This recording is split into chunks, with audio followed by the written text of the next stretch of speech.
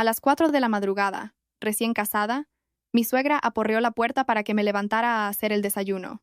Con una sonrisa irónica le dije a mi marido, «Anda, ve tú a cocinar». Acto seguido, cogí mi maleta y me marché, dejando a toda su familia con la cara pálida. Aquel día, el cielo de Madrid a finales de año no tenía lluvia, sino un aire seco y cortante. El viento gélido parecía empeñado en recordarte que la Navidad estaba a la vuelta de la esquina. La callejuela donde vivía mi familia estaba adornada con guirnaldas de luces amarillas. El ruido de las motos al pasar sonaba más alegre que de costumbre. Una alegría propia del día en que crees que tu vida está a punto de cambiar de página. Me llamo Elena, tengo 24 años, y trabajo como asesora jurídica, especializada en revisar contratos para una empresa de suministros industriales. Mi profesión es un poco árida. Estoy acostumbrada a leer la letra pequeña, a examinar cláusulas, a verlo todo de forma secuencial. La única diferencia es que cualquier contrato tiene sus términos claros, pero el corazón de las personas a menudo no viene con anexos. Javier, mi marido, tiene 25 años y es técnico de climatización. Javier tiene una sonrisa amable y un aspecto tranquilo que gusta a todo el mundo. Un chico bueno, responsable y respetuoso. Conocí a Javier cuando mi empresa tuvo que reparar el sistema de aire acondicionado. En aquel momento, yo corría de un lado a otro con una pila de expedientes, con la cara tensa como la cuerda de un violín. Javier, al verme apurada, me dijo con toda naturalidad, «Señorita, apártese un poco o podría resbalar y hacerse daño». Solo eso, y lo recordé. Javier no es el tipo de hombre de palabras elocuentes, es más de pequeños gestos. Me compraba un batido de chocolate cuando hacía horas extra, me ayudaba a sacar la moto para que no me quedara atascada y me recordaba que me abrochara el casco. Esas pequeñas cosas que la gente cree insignificantes, para una chica que vive lejos de casa como yo, son como un ancla. Mis padres son diferentes. Mi padre, Manuel, es un hombre de pocas palabras pero con una gran intuición. Mi madre, Carmen, es más dulce, pero extremadamente metódica. La primera vez que Javier vino a casa, mi madre le preguntó con delicadeza, «¿Y después de la boda? ¿Dónde pensáis vivir?» Javier respondió sin rodeos, «Nos independizaremos. No quiero que Elena tenga que sacrificarse». Mi madre me miró, como preguntando, «¿Lo has oído bien?» El día de la boda, mi familia preparó un gran banquete para los parientes. Las mesas estaban repletas de platos típicos españoles, jamón ibérico, marisco, cochinillo asado y varias ensaladas.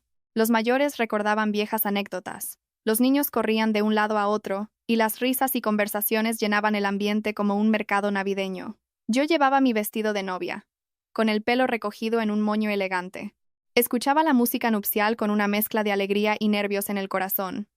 Javier estaba a mi lado. Su mano temblaba un poco, pero intentaba sonreír. Lo miré y me dije a mí misma, «Bueno, si marido y mujer se apoyan, hasta el mar se puede secar, no hay nada que temer». Pero el momento que más me tranquilizó fue cuando apareció mi suegra. Isabel, la madre de Javier, entró en el salón con un elegante vestido de color morado oscuro y un discreto collar de perlas. Sonreía abiertamente. Sus palabras eran dulces como la miel. «Ay, Elena, qué cara de felicidad tienes. A partir de ahora, en mi casa te querré como a una hija». Dicho esto, cogió la mano de mi madre y la apretó con fuerza, como si se conocieran de toda la vida. Cualquiera que lo viera asentiría con la cabeza. «Qué suerte, una suegra comprensiva». Yo también asentí, porque ¿quién no quiere creer en la bondad, especialmente el día de su boda? Durante la ceremonia, en el momento de intercambiar los regalos, sentí que las manos se me quedaban frías. La familia del novio me entregó los presentes acordados, entre ellos un valioso conjunto de joyas de oro macizo. El oro brillaba bajo las luces, pesado en mis muñecas, como un testimonio ante ambas familias. Mis tías bromeaban. «¡Qué suerte! Un buen yerno y encima una suegra que te quiere». Yo sonreía, pero el corazón me latía con fuerza. No me atrevía a considerarme afortunada, solo deseaba tener paz. Carlos, mi hermano mayor, me miraba desde lejos. No hablaba mucho, solo me guiñó un ojo. «Si necesitas algo, llámame». Sé que me quiere a su manera, la manera de los hombres. No consuela con palabras. Simplemente te ofrece su espalda para que te apoyes. Sofía, mi mejor amiga, me agarró para hacernos una foto y me susurró, «Recuerda mantener la cabeza fría, abogada.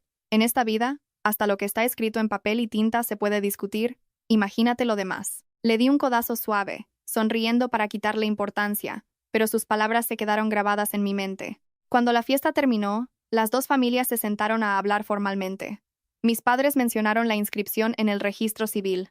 Como la boda coincidía con las fiestas de Navidad, las oficinas administrativas estaban cerradas, así que ambas familias acordaron que haríamos los trámites unos días después. No vi nada extraño en ello. Pensé, ingenuamente, que ya estábamos casados, con fotos y el testimonio de la familia. Los papeles solo eran un trámite posterior. En ese momento, Javier dijo con firmeza delante de todos: prometo que, en cuanto nos casemos, nos independizaremos. Nos las arreglaremos solos. No permitiré que Elena sufra la vida de nuera en casa ajena. Isabel, su madre, sonrió y asintió efusivamente. Sí, si los chicos lo han decidido así, está bien, mientras sepan trabajar y salir adelante. Al oír eso, mi madre pareció soltar un peso de encima. Mi padre solo dijo una frase corta que nunca olvidaré. Vivir solos o acompañados no es tan importante como tener límites. Si hay límites, la convivencia dura. En aquel instante, creí sinceramente que todo estaba tan claro como una firma al pie de un contrato. Al atardecer, acompañé a Javier a casa de sus padres. La calle de su barrio era más ancha, un edificio de varios pisos con un portal de hierro negro. Al cruzar el umbral, sentí un vuelco en el corazón. Isabel iba delante y se giró para decir: ya hemos llegado a casa, hija. A partir de ahora, llámanos papá y mamá, para que suene más cercano. Asentí, diciéndome a mí misma: bueno, si tengo que ser nuera, que así sea, mientras me quieran. La habitación nupcial estaba preparada, con sábanas nuevas que olían a suavizante. De mi bolso. Todavía me dolían un poco las muñecas de llevar las joyas todo el día. Javier me miró con su sonrisa amable. ¿Estás cansada? Mañana duerme hasta tarde. Me reí. ¿Hasta tarde? Con dormir mis horas me conformo. Javier se rascó la cabeza. Aquí mis padres son muy tranquilos. No te preocupes. Hay un dicho que dice que oír es fácil, pero ver para creer. Yo había creído con los oídos, sin haber tenido tiempo de creer con los ojos. La noche de bodas no tuve grandes sueños. Solo pensaba en la vida que me esperaba: trabajar, ahorrar, alquilar un piso pequeño, cocinar juntos, apañárnoslas solos. También pensé en que, cuando acabaran las fiestas, iríamos al registro civil y guardaría los papeles ordenadamente, como un hito formal. Me tumbé de lado, escuchando el tic-tac del reloj y la respiración acompasada de Javier, sintiendo una calma temporal. Antes de apagar la luz, le envié un mensaje a mi madre. Ya he llegado. Duerme bien. Respondió al instante. Vale. Si pasa algo, dímelo enseguida. No te lo guardes. Miré la pantalla y de repente sentí un nudo en la garganta. No supe si era por la emoción o por un presentimiento. Solo sé que en ese momento me tapé con la manta y me repetí una frase muy vieja pero muy cierta. Quiere a quien quieras, pero nunca dejes que te consideren fácil. En el patio, el viento soplaba entre los árboles, haciendo susurrar las hojas. Cerré los ojos, deseando un sueño profundo después de un día tan largo, esperando que la mañana fuera tan plácida como las promesas de la tarde. Apenas había conseguido dormirme cuando me desperté sobresaltada por el ladrido lejano de un perro. El reloj de la pared brillaba tenuemente. Pasaba de la medianoche. Me di la vuelta y vi a Javier todavía dormido, con la boca ligeramente abierta, su rostro tan apacible como cuando lo conocí. Suspiré, tratando de calmarme. El día de la boda es agotador para cualquiera. Mañana sería otro día. A la mañana siguiente, me levanté a las 7. Para mí, las 7 ya era un gran esfuerzo, porque el día de la boda había sido una maratón desde el amanecer hasta la noche, y todavía sentía las piernas como si hubiera subido 10 pisos. Salí de la habitación en busca de un vaso de agua, y vi a Isabel ya sentada en la mesa del comedor, con el pelo recogido y una expresión extrañamente despierta. Me miró de arriba a abajo, sonriendo. ¿Ya te has levantado? Aquí nos levantamos pronto, es la costumbre de la casa. Asentí, intentando mantener un tono alegre. En ese momento Javier salió bostezando. Isabel se volvió hacia su hijo, y su voz se suavizó por completo. Javier, lávate la cara y ven a desayunar. Te he calentado la comida. Me quedé de pie entre esas dos frases, sintiéndome como una invitada y al mismo tiempo como una empleada, sin saber a qué grupo pertenecía. El desayuno no fue gran cosa, solo pan tostado con huevos fritos y un poco de aceite de oliva. Pero me fijé en cómo Isabel asignaba tareas con la mirada. No dijo: hija, ayúdame. Simplemente miró la sartén, luego el fregadero, y después a mí. Esa mirada no necesitaba palabras. Alguien con poca seguridad en sí mismo se habría lanzado a hacer cosas para quedar bien. A mí no me importa trabajar. Lo que me molesta es la sensación de que se dé por sentado. Javier terminó de comer y se levantó para volver a la habitación. Isabel le dijo a sus espaldas: ¿Le has explicado a tu mujer que estos días aquí tiene que adaptarse a los horarios? Vivir juntos significa seguir unas normas comunes. Javier asintió y se giró hacia mí con una sonrisa de disculpa. No le hagas caso a mi madre, está acostumbrada a ser así. Asentí. Pero en mi cabeza resonó una frase que uso a menudo en mi trabajo. La costumbre no es una justificación legal para invadir los límites de otra persona. Pero no lo dije. Pensé que era mi primer día y que hablar demasiado me haría parecer una nuera respondona. Cerca del mediodía, llegaron parientes de la familia de mi marido de visita. Una vecina también se asomó a la puerta, sonriendo. ¿La nuera nueva? ¡Qué mona parece! Yo sonreía y saludaba, sintiéndome un poco incómoda, como si la casa de mis suegros fuera un escenario y yo el centro de atención. No me gusta que me examinen así. Todos se sentaron a tomar algo y hablar de la boda. Alguien preguntó: «Oye, ¿ya os habéis inscrito en el registro?» Javier sonrió. «Todavía no, tía. Es fiesta. En unos días vamos». Isabel intervino rápidamente. «Va. Son solo papeles. Lo importante es que ya se han casado, ya están en casa, y todo el mundo sabe que son marido y mujer». La frase parecía inofensiva, pero a mí me inquietó, porque significaba que, cumplido el rito, se adquirían derechos. Y yo todavía no entendía de quién eran esos derechos. Por la tarde, Isabel me enseñó la casa, en una especie de lección para nueras. Un piso grande, un salón amplio, la cocina impecable, todo en su sitio. Me fue señalando cada cosa. Los platos aquí, los trapos allá, la basura se recicla. El suelo se friega cada mañana. Soy muy maniática. No te ofendas. Sonreí. No, lo entiendo. Luego preguntó: «¿Como si tal cosa? Así que eres asesora jurídica?» «¿No? Estar todo el día con el ordenador debe de ser más cómodo que el trabajo físico». Escuché la palabra cómodo y me sentí incómoda. Mi trabajo no implica cargar peso, pero la presión es de otro tipo. Hay días que me paso horas con los ojos fijos en la pantalla porque un error en una cláusula puede costarle mucho a la empresa. Quise explicarlo, pero me callé. Porque sé que a veces la gente no pregunta para entender, sino para encasillarte.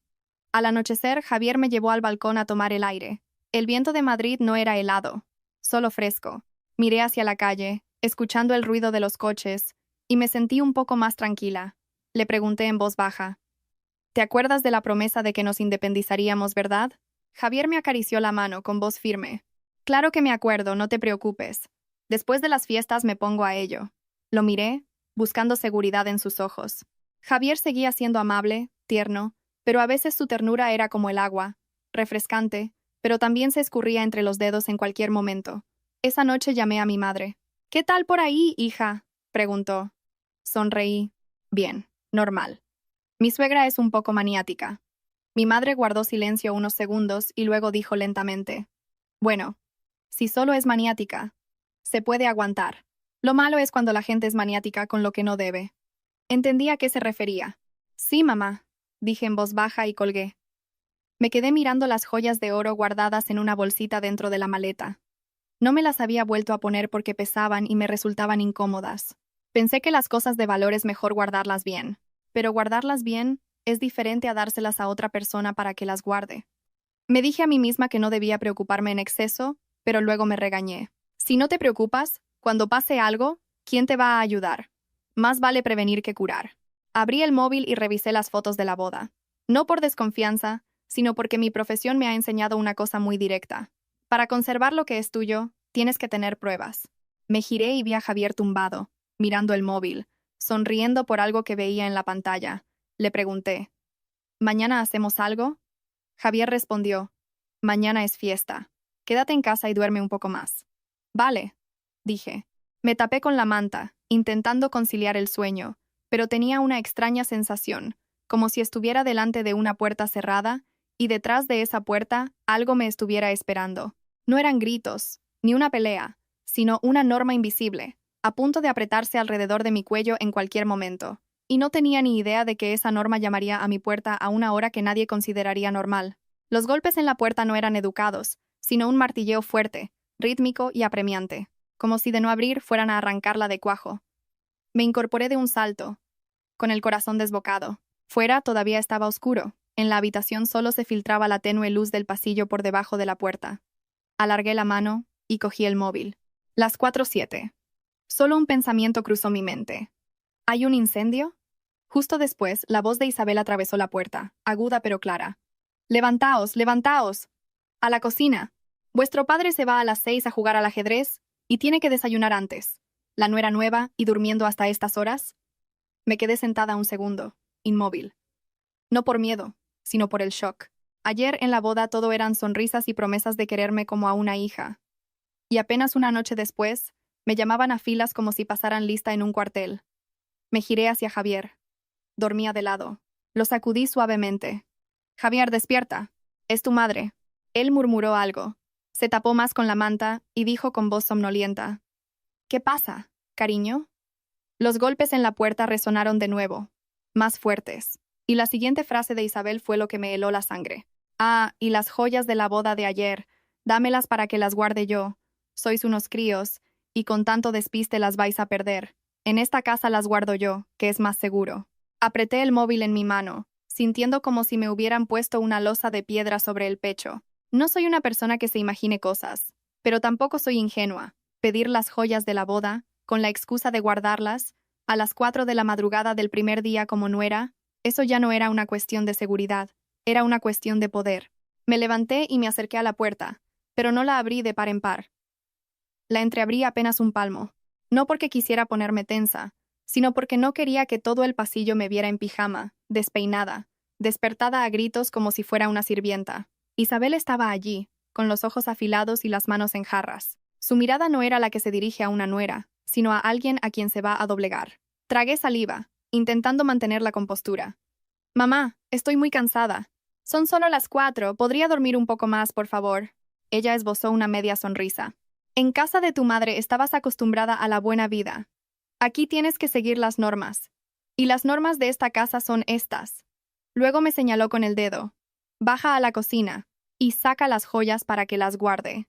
Te lo digo para que lo sepas y no tener que repetírtelo. Escuché la palabra normas y sentí un escalofrío. Se suele decir que donde fueres, haz lo que vieres. Pero, ¿qué costumbre obliga a alguien a entregar sus bienes como si fueran las llaves de casa? Mantuve la voz tranquila, pero esta vez no retrocedí. Mamá, ayudaré en la cocina, pero las joyas de la boda, por favor, déjame guardarlas a mí. Ya soy mayorcita y sé cuidar de mis cosas. El ambiente se congeló. Vi cómo las pupilas de Isabel se contraían, como si guardarlas a mí hubiera sido una bofetada. ¿Qué has dicho? Bajó la voz, pero su tono era aún más intimidante. Las joyas de la boda que entran en esta casa son de esta casa. ¿Qué hay de malo en que yo las guarde? Sentí la garganta seca. Esa frase no era casual, era una declaración de intenciones. Me di la vuelta y entré en la habitación, sin seguir discutiendo en el pasillo. Hay conversaciones que, si las tienes en el umbral, es como ponerte tú misma en una mesa de operaciones para que te diseccionen. Me acerqué a la cama y sacudí a Javier con más fuerza. Javier, despierta ya. Tu madre está exigiendo que le dé las joyas de la boda para guardarlas ella. Javier abrió los ojos y me miró unos segundos, como si no entendiera. No le di oportunidad de seguir adormilado. Le dije, despacio y claro, te lo digo en serio. Tu madre quiere las joyas. Ahora mismo. Javier se incorporó de un salto, con el pelo revuelto y cara de desconcierto. Lo levanté y lo llevé hasta la puerta.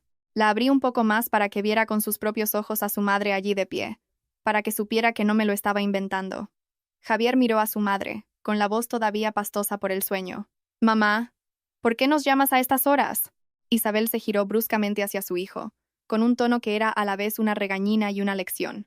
Estas son horas de levantarse a trabajar. ¿Traes una mujer a casa para que duerma como si esto fuera un hotel? Además, que yo guarde las joyas es lo normal. Una nuera nueva no sabe guardar las cosas de valor. Javier, nervioso, me miró a mí y luego a su madre. Y, como me temía, eligió el camino más fácil. Bueno, que las guarde, mamá. Así estamos más seguros. No es para tanto, Elena. Sentí como si alguien hubiera apagado la luz dentro de mí. No por la frase en sí, sino por el «no es para tanto», que dijo, como si fuera algo obvio, como si mi resistencia fuera un error. Miré a Javier. Mi voz seguía siendo baja, pero ahora era fría. Dices que no es para tanto. Entonces, ¿esas joyas de quién son? ¿Nuestras o de tu madre? Javier abrió la boca para decir algo, pero se calló. Miró a su madre como pidiendo instrucciones. Isabel intervino de inmediato, sin darle tiempo a pensar. Si son vuestras, pues las guardo yo para vosotros. No me las voy a quedar. No tengas miedo. En esta casa nadie le roba a nadie. No sonreí, pero por dentro me reí con una frase muy mundana. Si nadie roba, ¿por qué hay que arrebatar? Contuve mi respuesta. Sabía que discutir con alguien así era perder el tiempo. Simplemente establecí mis límites con una frase clara. Educada pero definitiva. Mamá, gracias, pero no se las voy a dar. Las joyas son un bien nuestro, de Javier y mío, y las guardaré yo. Cuando decidamos meterlas en un banco o en una caja fuerte, ya lo decidiremos nosotros. La cara de Isabel se puso roja. Dio un paso adelante, alzando la voz. Una nuera recién llegada y ya me hablas como una abogada. Aquí nadie necesita que le des lecciones. Escuché la palabra abogada con amargura. Soy asesora jurídica. Estoy acostumbrada a las cláusulas, es cierto. Pero no estaba usando la ley para intimidar a nadie. Solo estaba protegiendo lo mío. Dicen que más vale una vez colorado que ciento amarillo, pero ceder en esto era ceder hasta perder el derecho a existir. Antonio, mi suegro, salió de su habitación, secándose la cara con una toalla, molesto por haber sido despertado. Nos miró a los tres y soltó una frase que fue como un sello. ¿Qué es todo este escándalo tan temprano? La nuera, que se ocupe de sus tareas, y las joyas, que las guarde su madre. En esta casa siempre ha sido así. Me giré hacia él y lo saludé con el debido respeto. Buenos días, papá. Con su permiso, quiero aclarar que no estoy discutiendo. Simplemente no voy a entregarlas. Antonio soltó un bufido, como si acabara de cometer un crimen atroz. Javier, en medio de todo, estaba pálido. Me cogió de la manga y susurró. Elena, déjalo ya. Deja que las guarde mi madre y así hay paz. Me solté de su mano, suavemente, pero con firmeza. Miré a Javier, ya sin llamarle con dulzura. Lo llamé por su nombre, como para restablecer una distancia. Javier, prometiste que nos independizaríamos. Prometiste que no tendría que vivir en una casa con normas que aplastan a la gente. Y ahora estás aquí, diciéndome que lo deje estar. ¿Qué significa eso? Javier se quedó sin palabras.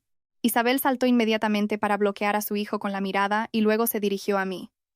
Independizarse o no, eso ya se verá después de las fiestas. Unos recién casados y ya con tantas exigencias. ¿Es que quieres romper esta familia? Escuché la palabra romper y me dio la risa. No he tenido tiempo ni de construir un solo día. ¿Qué iba a romper? Me erguí, respiré hondo y dije mi última frase en esa conversación. No, no quiero romper nada ni tampoco montar un escándalo. Con su permiso voy a seguir durmiendo. Las joyas las guardo yo. Y sobre lo de independizarnos, ya hablaré con Javier cuando amanezca. Me di la vuelta, entré en la habitación y cerré la puerta. No con llave, pero la cerré con determinación. A mis espaldas oía las quejas de Isabel, las murmuraciones de Antonio y el suspiro de Javier. Me senté en el borde de la cama, con las manos temblando ligeramente. No temblaba de miedo, sino de rabia. La rabia de quien acaba de darse cuenta de que ha entrado en un juego cuyas reglas no ha puesto ella. Javier se quedó de pie, mirándome, con una expresión que indicaba que por fin se había despertado del todo. Abrió la boca. «¿Te estás pasando, Elena?» No lloré. Solo lo miré y dije lentamente. «No me estoy pasando. Estoy poniendo las cosas claras. Que esto se pase de la raya o no, depende de hasta dónde quieran apretar los demás». Dicho esto, me metí en la cama, pero no pude dormir. Fuera seguía oscuro. Dentro, reinaba el silencio. Y en ese silencio, lo que más claramente escuché no fue el eco de los golpes en la puerta, sino el sonido de un límite que acababa de erigirse dentro de mí, seco y afilado como el borde de un cristal roto. Apenas se cerró la puerta de la habitación, me apoyé en ella un segundo, como para asegurarme de que seguía en pie. Tenía las manos heladas. No sabía si era por el frío de la noche o por esa sensación de sentirme acorralada, tratada como un objeto que acababan de traer a casa y que ahora debía ser entregado. Javier estaba a 2 pasos de mí. No se atrevía a sentarse en la cama. Me miraba con los ojos inquietos, la típica mirada de quien sabe que está equivocado pero no tiene el valor de ponerse del lado de lo correcto. «¿Qué te pasa, Elena?», empezó él, en voz baja. «Es el primer día. No te pongas así. Mi madre solo se preocupa». Escuché la palabra preocupa, y solté una risa seca, sin sonido, solo un gesto con los labios. ¿Que se preocupa de qué, Javier?, le pregunté despacio, como si estuviera leyendo una cláusula. ¿De que pierda las joyas o de que las conserve yo? Javier frunció el ceño. ¿Qué cosas dices? Mi madre es una persona mayor. Las guarda ella para que estemos más tranquilos. Me acerqué a mi maleta y la abrí, no para sacar las joyas, sino para que Javier viera que estaban allí, bien guardadas, bajo mi control, no tiradas por ahí como él insinuaba. Cerré la maleta y me volví hacia él. ¿Me ves cara de niña de 3 años? Javier, nervioso, balbuceó. No, pero mi madre está acostumbrada a llevar las riendas de esta casa desde siempre. Lo interrumpí, manteniendo la calma. Toda casa tiene sus costumbres, pero desde ayer solo veo una cosa. Todo se rige por él, desde siempre, mientras que tus promesas se dejan para... Ya veremos. Javier se sobresaltó. Intentó hablar, pero no le dejé escaparse con un... No pienses tanto. Cogí una silla, me senté y le indiqué que se sentara frente a mí. Siéntate. Vamos a hablar claro. Prometiste que nos independizaríamos. Lo dijiste delante de las dos familias. ¿Dónde está ahora esa promesa? Javier se rascó la cabeza, con la mirada fija en el suelo. Pues después de las fiestas hablaré con mis padres. Ya lo sabes. Al oír, hablaré con mis padres. Una alarma sonó en mi cabeza. Le pregunté remarcando cada palabra. Entonces, ¿nuestras decisiones como pareja dependen de la aprobación de tus padres? Javier levantó la cabeza y negó rápidamente. No es aprobación. Es que vivimos juntos. Hay que tener un poco de respeto. Me incliné hacia él, con voz monótona pero afilada. El respeto tiene límites. He venido aquí como tu mujer, no para ser una empleada bajo el mando de tu madre. Javier se calló. Su silencio me enfureció más que los gritos de su madre, porque a ella ya la había calado. Quería el poder, pero Javier quería la paz, a costa de que yo pagara el precio. Respiré hondo. Javier, te lo pregunto directamente.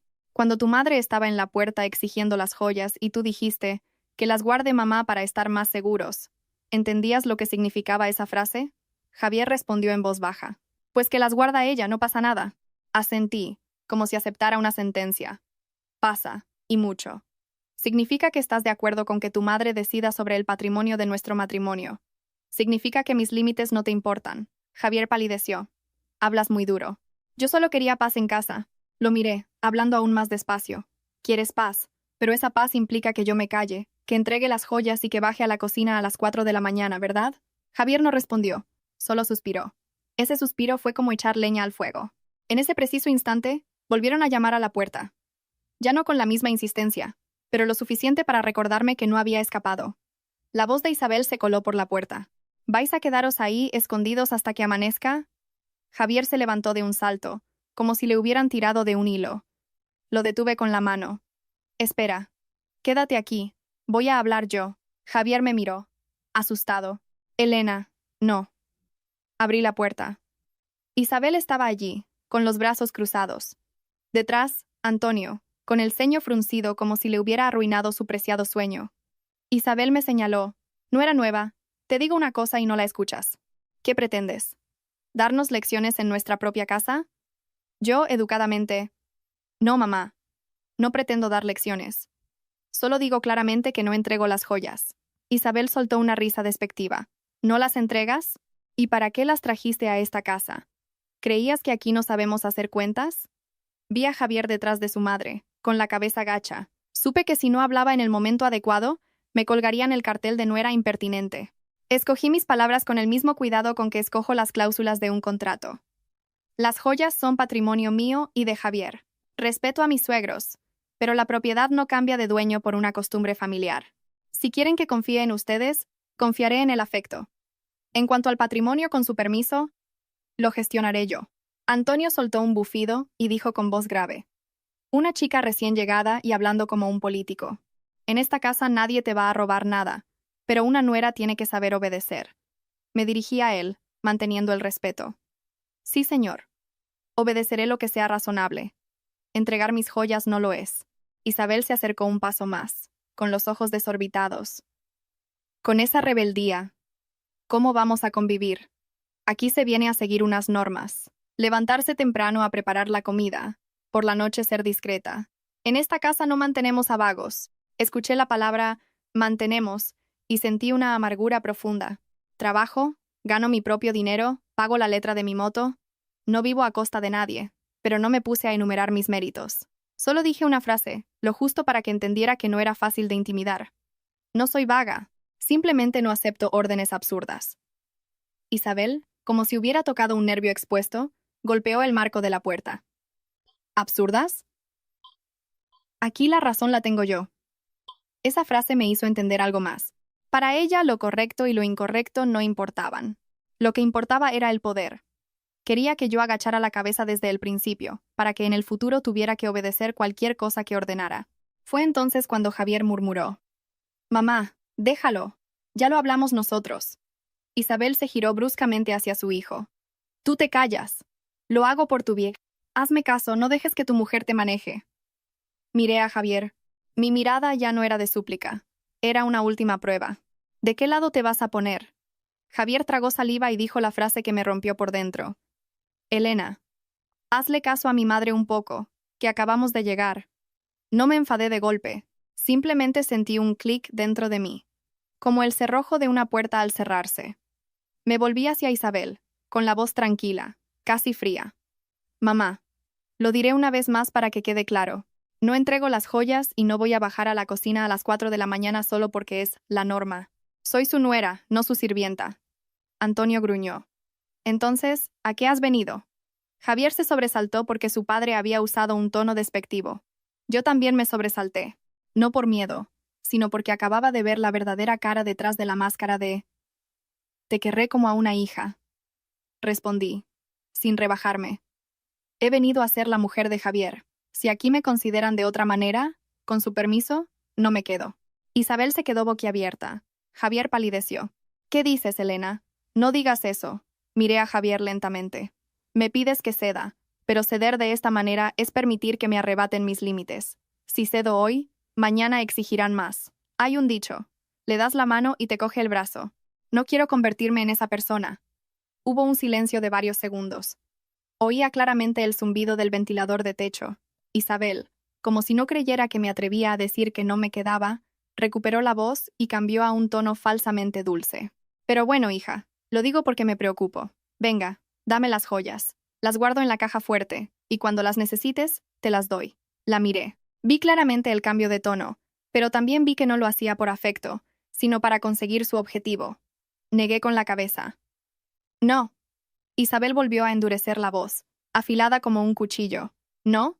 Pues a partir de ahora, no te quejes». Vaya nuera. No la dejé terminar. Cerré la puerta, no para desafiarla, sino para detener el torbellino que intentaba arrastrarme. Javier entró en la habitación, aturdido. «Si haces eso, mi madre se va a enfadar mucho». Me senté en la cama y lo miré. «Javier, escúchame bien. No tengo miedo de que tu madre se enfade.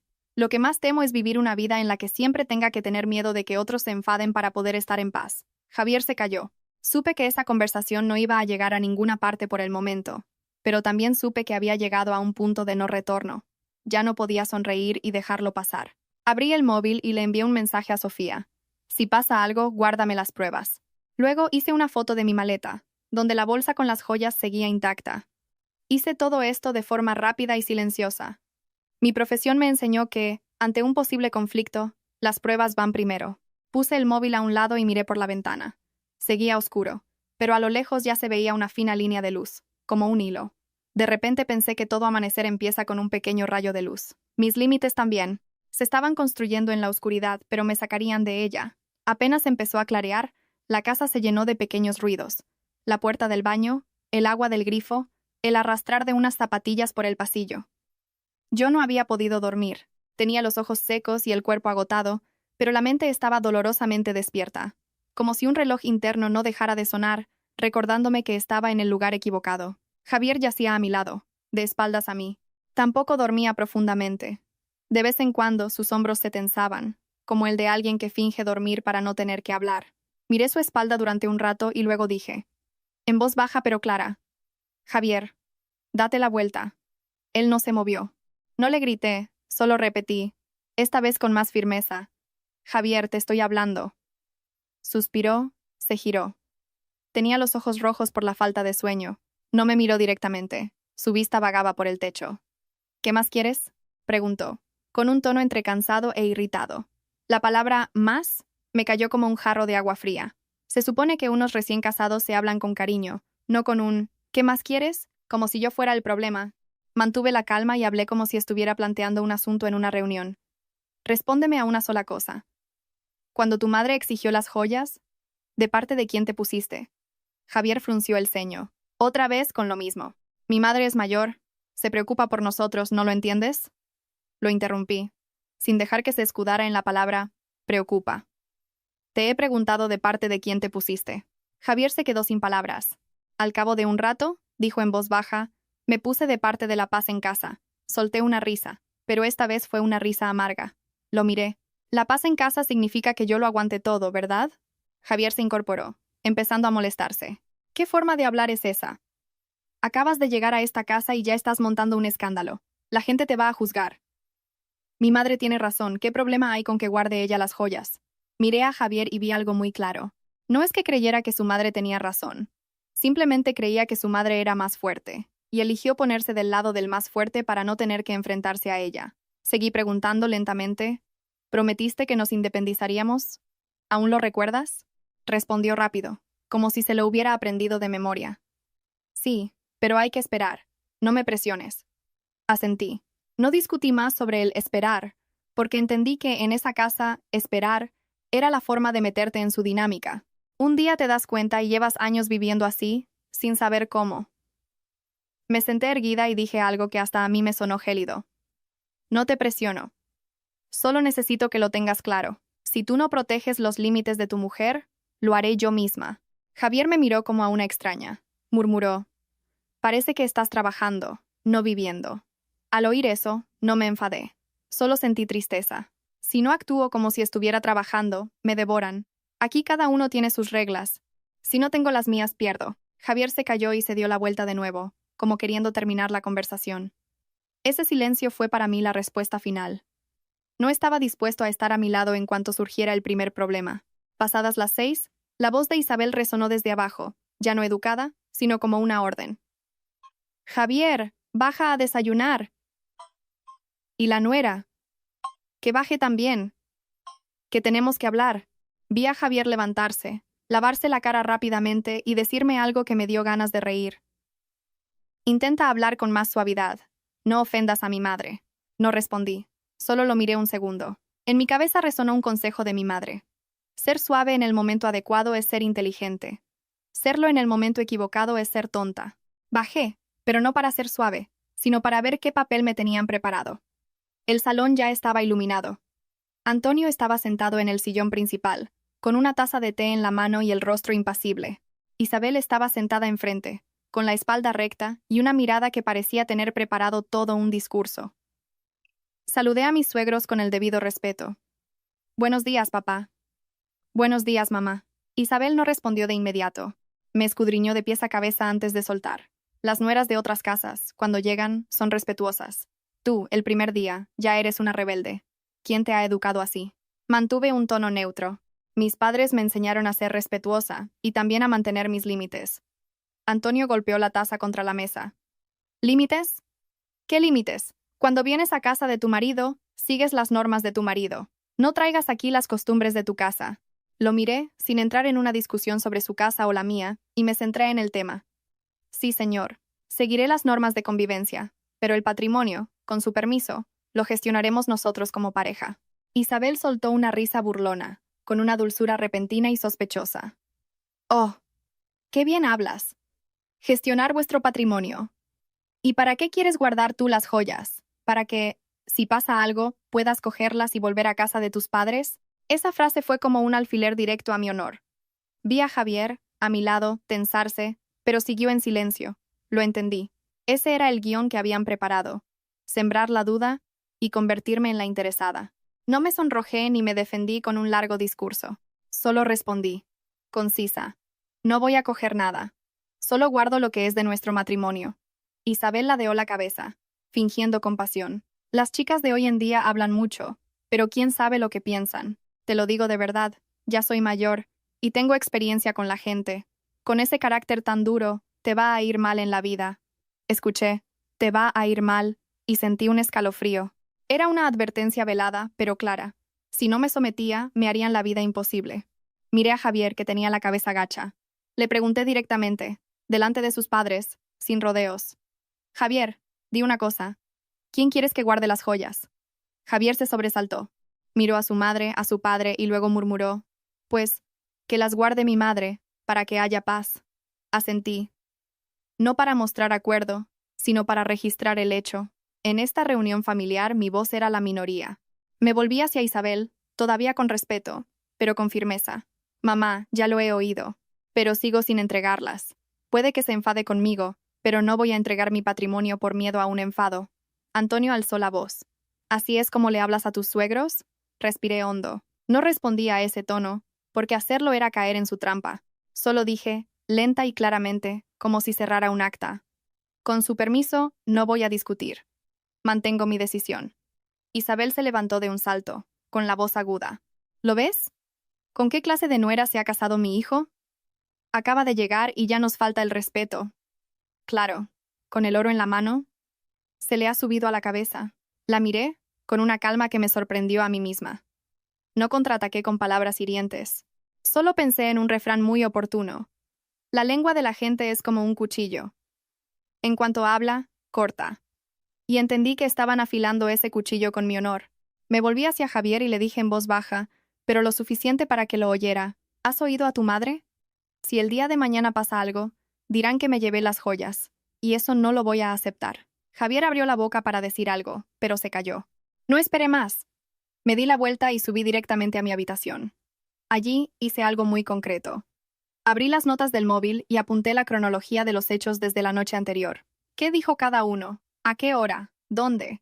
No lo escribí para hablar mal de ellos, sino para protegerme. Mi profesión me ha enseñado a analizar la secuencia de los acontecimientos. Entiendo que con solo cambiar un detalle, pueden tergiversar la historia en mi contra. También comprobé que la bolsa con las joyas seguía en la maleta. No la abrí para contarlas. Solo confirmé que seguía en su sitio. Me puse una etiqueta mental. Este patrimonio será su objetivo, y también el arma que usarán para inventar historias sobre mí. Me senté en el borde de la cama, mirando por la ventana. El sol ya brillaba con fuerza, pero dentro de mí todo estaba oscuro. Quería paz, pero esta familia no me la iba a dar. Y supe que si no construía yo misma una barrera, entrarían en mi vida y lo revolverían todo. Y encima esperarían que les diera las gracias por preocuparse por mí. Me levanté y me vestí con ropa cómoda, no para bajar a pedir perdón, sino para prepararme para los siguientes pasos de la forma más lúcida posible, como alguien que ya no cree en la paz familiar. Después de vestirme, me quedé un rato mirándome al espejo. Mi cara no era la de una recién casada, sino la de alguien que acaba de despertar de una caída. Tenía ojeras por no haber dormido. Me di unas palmaditas en las mejillas, diciéndome a mí misma que mantuviera la calma. En la vida, la ira es el cebo que usan los demás para atraerte a su trampa. Cerré la puerta de la habitación con cuidado, echando el pestillo. No para impedir que alguien entrara a la fuerza, sino para darme unos minutos para respirar. Lo primero que hice no fue abrir la maleta. Cogí mi cartera, saqué todos mis documentos personales: DNI, carnet de conducir, tarjetas bancarias, tarjeta sanitaria, y los metí en un pequeño bolso que llevaba pegado al cuerpo. Lo hice despacio, uno por uno. Mi profesión me ha creado una costumbre peculiar. Lo importante debe estar bajo mi control, no al alcance de cualquiera. Abrí el móvil, repasé la cronología que había escrito y guardé una captura de pantalla en una carpeta privada. También le envié una copia a Sofía con un mensaje corto. «Guárdame esto», respondió al instante. «Tranquila, aquí estoy». Un simple mensaje, y me sentí mucho menos sola. Es verdad que un solo palo no hace una viga. En los momentos de peligro es cuando sabes quién está de tu lado. Miré la maleta. Estaba allí, como una pregunta sin respuesta. La abrí no para revolverlo todo, sino para reorganizarlo según mis necesidades. La ropa en una esquina, el neceser en otra. El cargador del móvil, los auriculares, las llaves de la moto, los puse en el bolsillo exterior para que, si pasaba algo, solo tuviera que tirar de la cremallera y marcharme. Cuando mis dedos tocaron la bolsa de las joyas, me detuve un segundo. No las saqué para contarlas ni las puse sobre la cama. Simplemente, metí esa bolsa en otra de tela y la escondí en el fondo de una mochila, debajo de una chaqueta. No por ocultarla, sino para que nadie al entrar de repente pudiera verme y gritar: «Está planeando llevarse el oro». La vida es extraña. Tener tu propio patrimonio no es tan peligroso como la etiqueta que la gente le pone. Querían convertirme en una interesada, así que tenía que eliminar cualquier oportunidad para que montaran su historia. Desde abajo, oía el tintineo de los platos y el chirrido de las sillas. La voz de Isabel llegaba a ratos, lejana. No entendía con quién hablaba, pero reconocía el tono. Era el de alguien que se queja, se lamenta, y de paso, deja caer que la nuera nueva es una rebelde. Me quedé quieta, escuchando, como quien oye el pronóstico del tiempo, porque sabía que si la tormenta ya se había formado, no debía salir a la calle. El móvil vibró. Un mensaje de Javier. Baja a hablar con mi madre. Está muy enfadada. Lo leí y no respondí. Me quedé mirando el mensaje un rato y dejé el móvil. De repente entendí un tipo de enfado muy familiar. El enfado que no busca solucionar, sino forzar a la otra persona a ceder. Le respondí con una sola frase. Cuando estés dispuesto a decir claramente de quién son las joyas, bajaré. Javier no contestó. Silencio. Su silencio habitual. Solté una risa suave. Esta vez no tan amarga, sino como la de alguien que acaba de poner punto y final a una expectativa. Dicen que hay que elegir bien al marido, como se elige el oro. ¿Había elegido bien o solo me había fijado en una apariencia amable? No me quedé lamentándome. Activé la grabadora de voz del móvil, grabé un pequeño fragmento para comprobar que el micrófono funcionaba bien y la apagué. Odiaba tener que hacer estas cosas, pero odiaba aún más la idea de que me acusaran en falso sin tener nada con qué defenderme. Como se suele decir, las palabras se las lleva el viento, pero las pruebas quedan. Abrí la puerta y me asomé al pasillo. No había nadie. Bajé las escaleras en silencio. Desde el recibidor, me desvié hacia el garaje. Vi mi moto. Comprobé el maletero. Todo estaba en su sitio. Suspiré aliviada. Justo cuando me daba la vuelta, Antonio salió del salón. Al verme, se detuvo. Me miró con frialdad, una mirada que no necesitaba palabras para presionar. Una nuera y andando a escondidas. ¿Qué haces?, preguntó, con voz baja pero pesada. Mantuve el respeto. He bajado a por agua. Antonio esbozó una media sonrisa. ¿A por agua o a planear la vuelta a casa de tus padres? Esa frase fue una bofetada invisible. Apreté la correa del bolso, pero mi voz se mantuvo firme. No planeo nada. Solo quiero estar tranquila. Él soltó una risa despectiva. Si quieres tranquilidad, obedece a tu suegra. En esta casa, lo que ella dice va a misa. No discutí. Solo lo miré con calma. Sí, señor. Escucharé lo que sea razonable. Antonio se acercó un paso, bajando la voz. Eres una chica recién llegada, no dejes que la gente se ría de nosotros. Una boda por todo lo alto para que ahora montes este numerito. Escuché la palabra rían y lo entendí todo. Tenían miedo de quedar mal, del que dirán. Y precisamente por ese miedo intentarían controlarme aún más para que no pudiera hacer ruido. ¡Qué ironía! Creaban el problema y luego me exigían silencio para salvar su reputación. Asentí, sin replicar. Lo rodeé y volví a subir a la habitación. Necesitaba un lugar con una puerta cerrada, con tiempo, con derecho a respirar. En cuanto entré, llamé a mi madre. Sin rodeos, le dije. Mamá, aquí han pasado cosas. Quiero ir a casa un rato. Mi madre no me avasalló a preguntas. Solo me hizo una. ¿Estás bien? ¿Estás segura? Se me hizo un nudo en la garganta, pero respondí. Sí. Mi madre dijo lentamente. Entonces ven. En casa siempre tendrás una puerta abierta. Pero recuerda, hagas lo que hagas. Ten siempre una salida y pruebas. No dejes que te acusen en falso con una sola palabra. Cerré los ojos. La frase, acusen en falso, dolía, pero dolía porque era cierta. Vale, dije, y colgué. Me levanté y me puse la mochila al hombro. No salí de casa de inmediato. Lo revisé todo una última vez. Documentos encima, móvil con batería, llaves en la mano, la bolsa de las joyas en el fondo de la mochila y, lo más importante, la cabeza fría. Abrí la puerta de la habitación y salí al pasillo. Esta vez, mis pasos eran firmes. Entendí que si me quedaba sin límites, me irían desgastando día a día. No necesitaban pegarme, solo obligarme a vivir según sus reglas y llamarlo costumbre. Antes de bajar las escaleras, me detuve un momento y miré hacia la puerta de la habitación nupcial. No sentía pena por ella, sino por la ingenua confianza que había tenido el día anterior. Pero bueno, de los errores se aprende. Lo importante es que no había dejado que nadie me arrebatara lo más valioso: mi dignidad y mi derecho a decidir. Tenía la mochila al hombro y las llaves de la moto en la mano, pero me detuve en el primer escalón. No por miedo, sino porque de repente recordé las palabras de mi padre. Los límites hay que dejarlos claros. La ambigüedad solo trae problemas.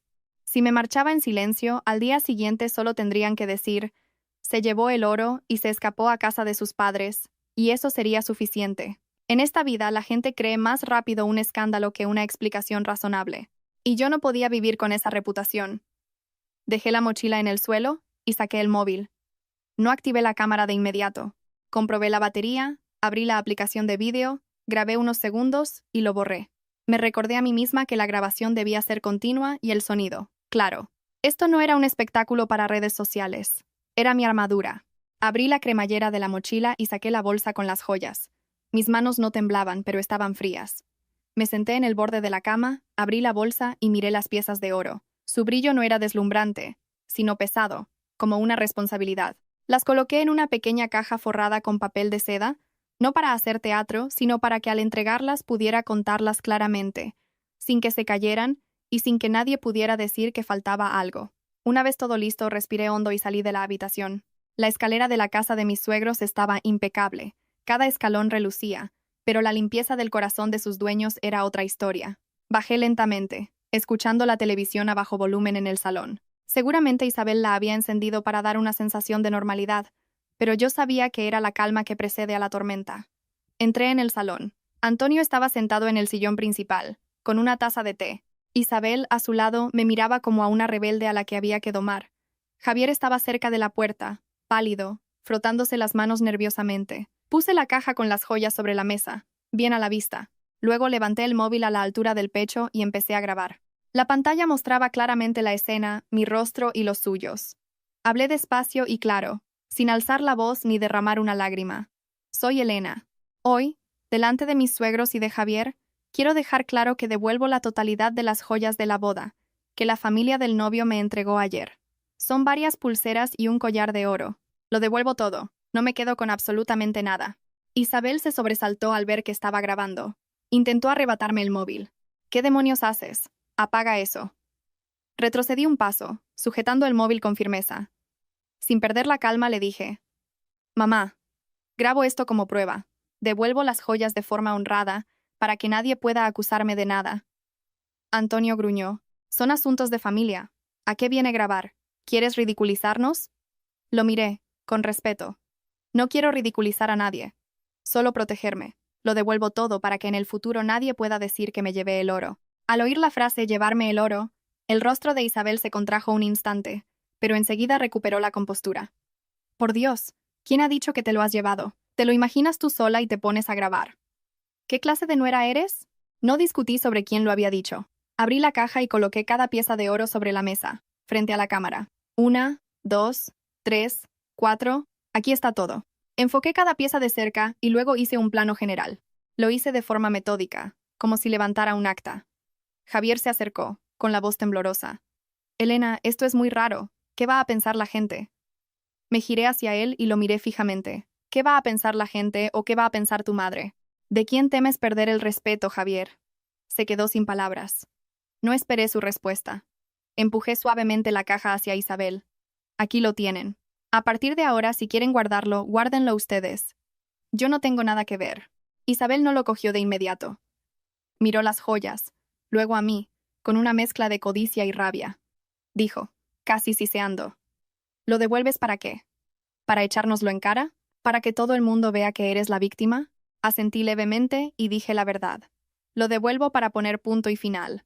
No quiero vivir en una casa donde me despiertan a las 4 de la mañana para exigirme que entregue mis joyas en la puerta de mi habitación.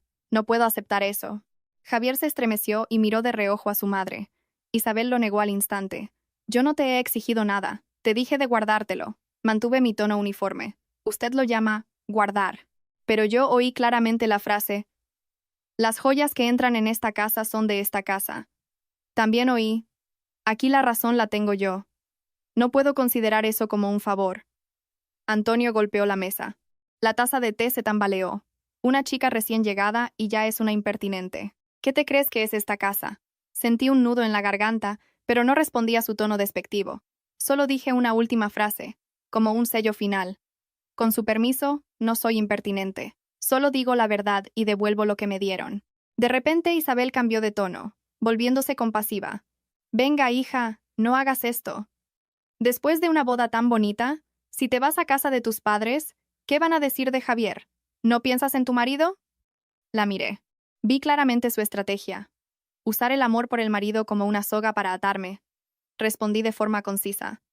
Pienso en Javier, pero Javier también tiene que pensar en mí. Si en una pareja solo uno tiene que ceder, eso no es amor. Javier se acercó e intentó cogerme la mano. La retiré, suavemente, pero con firmeza. Seguía grabando. No para humillar a nadie, sino para que nadie pudiera manipular mi historia. Saqué del bolsillo una pequeña nota que había escrito a toda prisa. Recibidas las joyas de la boda, devueltas por Elena en su totalidad. La puse sobre la mesa. Por favor, ¿podrían firmar este recibí? Quiero dejarlo todo claro. Isabel abrió los ojos como platos. ¿Firmar? ¿Qué te crees que es esto? ¿Una comisaría? Asentí. Soy asesora jurídica. Estoy acostumbrada a la claridad. Dicen que las palabras se las lleva el viento, pero al menos el papel deja una constancia. Se lo ruego. Antonio soltó un bufido y se dio la vuelta. Javier, atrapado en medio, no sabía qué hacer. No los obligué a firmar. Solo enfoqué el papel con la cámara y dije claramente: si no quieren firmar, no pasa nada. He grabado todo. Devuelvo las joyas, íntegras. No me llevo absolutamente nada. Dicho esto, cerré la caja, la dejé justo delante de Isabel y retrocedí un paso. Apagué la cámara, pero no borré el vídeo. Lo guardé de inmediato y envié una copia a Sofía en cuestión de segundos, como quien cierra con llave antes de salir de casa. Fue entonces cuando Isabel se abalanzó sobre la caja y la abrazó como si fuera un tesoro, mientras me maldecía. «Eres buena, sí. ¿Te crees que por grabar has ganado? Vete a casa de tus padres y ya veremos». La miré sin miedo. Solo sentí lástima por aquella boca que el día anterior decía que me querría como a una hija. Hay un dicho que reza: en la boca, palabras de santo. En el corazón, un puñal. No quería creerlo, pero ese día lo vi. Javier me siguió hasta la puerta. «Elena, cálmate. Vete donde quieras, pero no hagas un escándalo». Me di la vuelta y lo miré a los ojos, con voz baja pero pesada. «Javier, que esto sea un escándalo o no, no depende de mi boca. Depende de si un marido se atreve a defender a su mujer». Abrí la puerta y salí. El sol de la mañana se reflejaba en el asfalto. Respiré hondo, como si acabara de salir de una habitación sin oxígeno. Sabía que desde el momento en que había puesto las joyas sobre la mesa y lo había grabado todo, ya no había vuelta atrás. Ya no podía ceder para mantener la paz. Me subí a la moto y arranqué. Por el retrovisor vi cómo la puerta de la casa de mis suegros se hacía pequeña. No lloré. Solo sentí el corazón más ligero, porque al menos había salvado algo importante. La verdad estaba en mis manos, no en la boca de otros. Cuando llevaba un rato conduciendo, me di cuenta de que estaba apretando tanto el manillar que se me habían dormido los dedos. El viento de la mañana me daba en la cara, fresco pero cortante. El escozor no era por el viento, sino por haber salido de un lugar que una vez pensé que llamaría hogar. Aparqué la moto a un lado, saqué el móvil y volví a ver el vídeo que acababa de grabar. No por placer, sino para asegurarme de que todo estaba guardado. Imagen, sonido, rostros, el momento exacto. Mi trabajo me ha acostumbrado a fijarme en los detalles. Un solo corte en el audio y podrían acusarme de manipulación. Lo vi una vez.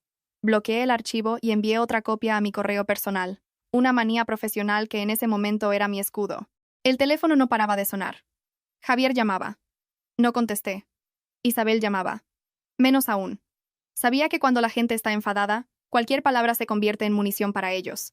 No iba a ser tan ingenua. Llegué a casa de mis padres cerca de las 10 de la mañana. En cuanto abrí la puerta, mi madre ya estaba en el umbral. No preguntó por qué volvía.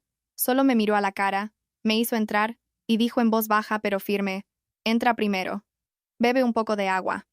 Mi padre estaba sentado en el salón, con el periódico sobre las rodillas pero sin leer. Me miró una vez, sin reproches ni preguntas precipitadas, solo con la mirada de alguien que ya se imaginaba parte de la historia. De repente sentí un nudo en la garganta, pero no me permití llorar. Sabía que ahora necesitaba estar lúcida. Abrí la mochila, saqué mis documentos y los puse sobre la mesa, y luego cogí el móvil. «Papá, mamá. Escuchadme en orden, no os pongáis nerviosos». Mi madre asintió. Mi padre también. Empecé a contar la historia cronológicamente, sin añadir ni quitar nada, sin lamentarme, solo los hechos.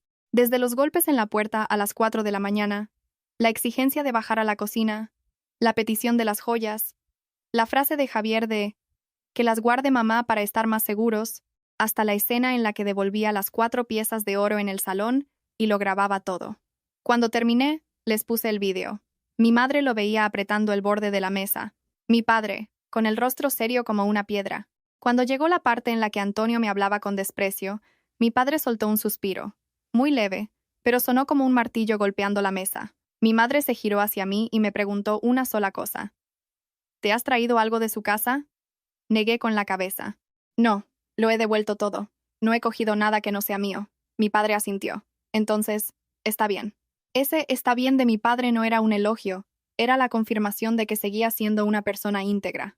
En esta vida, puedes ser pobre, puedes equivocarte, pero no puedes permitir que te tachen de deshonesta. El honor es más importante que la riqueza. En ese momento lo entendí. Sofía me llamó por videollamada. Respondí.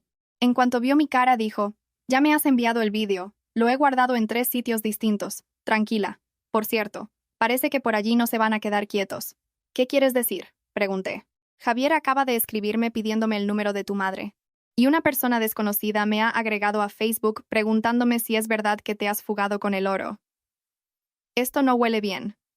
Escuché, fugado con el oro, y sentí un escalofrío. Tal como había predicho. Al no poder quedarse con las joyas, se quedarían con el qué dirán. Mi madre, que estaba a mi lado, lo oyó de refilón y palideció. Mi padre soltó una risa amarga y dijo, a modo de conclusión, cuando alguien quiere manchar tu nombre, si no puede con una cosa, lo intentará con otra. Me senté erguida. Sabía que había llegado el momento de activar el modo de autodefensa total. Abrí la grabadora del móvil y la probé de nuevo. No pensaba publicarlo en redes de inmediato. Solo quería que, a partir de ahora, cada llamada que implicara una amenaza, un insulto o una mentira quedara registrada. Justo en ese momento, sonó mi teléfono. Un número desconocido. Miré a mi madre, a mi padre. Mi padre asintió. Contesta. Pulsé el botón de responder y activé la grabación. ¿Elena? La voz de Isabel sonaba agria. Eres muy lista, recién llegada y ya te pones a grabar vídeos. ¿Quieres humillar a esta familia? Mantuve la calma. No, mamá. Solo he grabado para demostrar que devolví el oro y que nadie me acuse de nada. Isabel soltó una risa despectiva. ¿Acusarte? Ya estás acusada. ¿Crees que por volver a casa de tu madre estás limpia? La gente me pregunta y yo digo la verdad. Una nuera recién casada que se larga de casa. ¿Cómo quieres que la gente vea a Javier? Escuché cada palabra. No discutí. Solo pregunté. Entonces, ¿me está diciendo que va a contar esa versión a otras personas? Isabel gruñó. Yo digo la verdad. El oro lo devolviste. Sí, pero no creas que con eso se acaba todo. Una chica que hace eso, ¿quién se va a casar contigo después? Ya has cruzado la puerta de mi casa. No pude seguir escuchando. No por vergüenza, sino por la repugnancia que sentía al ver cómo un adulto usaba el honor de una mujer como un arma para golpear a la gente. Apreté el teléfono, pero mi voz no se quebró. Mamá, con su permiso, voy a colgar. Si sigue insultando mi honor, actuaré por la vía legal. Isabel se quedó en silencio un segundo y luego estalló. ¿La vía legal? ¿Me amenazas con abogados? No la amenazo. Solo le aviso para que no vaya demasiado lejos. Colgué. La grabación se guardó. La envié inmediatamente a Sofía y a mi hermano Carlos. No quería que nadie de mi familia tuviera que escuchar rumores para luego salir a desmentirlos. Mi padre se levantó. A partir de ahora, no contestes a números desconocidos. Si pasa algo, lo gestionaremos nosotros. Si hay que hablar con ellos, que sea de día, en persona y con testigos. Mi madre suspiró. No quiero un escándalo, pero tampoco voy a dejar que pisoteen a mi hija.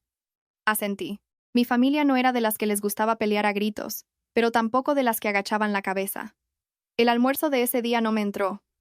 Mi madre me trajo un plato de sopa caliente. Come un poco, hija. Necesitas fuerzas para pensar. Comí un par de cucharadas y luego me senté con mis padres a planificar los siguientes pasos. Les dejé claro que tenía el vídeo de la devolución del oro, la grabación de la última llamada y una cronología completa. Mis padres estuvieron de acuerdo. Nada de discutir en redes sociales ni de intercambiar insultos con ellos. Concertaríamos una reunión formal para dejar claros los límites y exigir que cesaran las difamaciones. Por la tarde llegó Carlos. En cuanto entró, preguntó, ¿qué te han hecho? Le mostré el vídeo y le puse la grabación. Cuando terminó, su rostro se ensombreció. No golpeó la mesa ni gritó, pero su voz era fría. Hablar así de una chica, están intentando destruir tu reputación. Asentí. Yo también entendía que en esta historia el dinero solo era una excusa. Lo que realmente querían era el poder de mandar, de someter, de convertirme en la culpable. Carlos me miró, tranquila. Pero recuerda, si has llegado hasta aquí, no te quedes a medias. Si vas a decir la verdad, tienes que defenderla. Lo miré y me sentí más fuerte. No quería una guerra, pero tampoco iba a dejar que me sacaran a la plaza pública a vender mi honor al mejor postor. Esa noche, tumbada en mi antigua cama, en casa de mis padres, el ventilador giraba y el ruido de la calle era el de siempre. Pero mi vida ya no era la de siempre. Mi teléfono estaba en silencio, pero sabía que ese silencio era solo el preludio del estruendo del qué dirán. Y cuando empezara, no preguntaría por lo correcto o lo incorrecto. Solo preguntaría, oye, ¿es verdad que la hija de los Manuel se fugó con el oro de la boda? Cerré los ojos y me dije a mí misma, de acuerdo, que hablen. Pero hablar tendrá un precio.